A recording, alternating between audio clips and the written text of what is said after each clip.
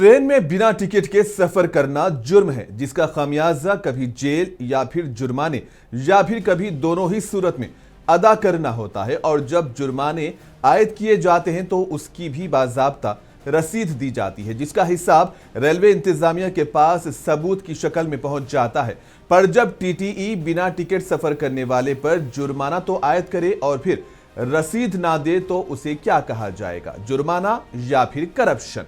एक बुजुर्ग शख्स रेल में बिना टिकट के सफर कर रहा था, तभी टीटीई ने रकम कबूल करने के बजाय उसके हाथ से नकदी का पूरा बंडल छीन लिया। जब उस शख्स ने एहतजाज किया तो टीटीई ने कुछ देर सोचा और फिर उसे एक नोट वापस कर दिया। अब जरा सोचिए, अगर ये सरकारी होता तो वो 100 रुपये भी क्यों वापस करता।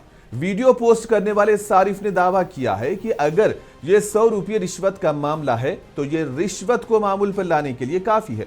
वीडियो में ये नहीं बताया गया कि ये कौन सी ट्रेन थी या ये वाकया कहां पर पेश आया है, पर वीडियो अब वायरल कर दी गई है। तहम मुनसिफ टीवी इसकी तस्दीक नहीं करता, लेकिन हुक्काम से इस मामले की जांच पड़ताल की अपील करता है, क्योंकि वीडियो ने हिंदुस्तानी रेलवे में जमीनी सतह पर बदउनवानी के बारे में तशवीश जरूर पैदा की है।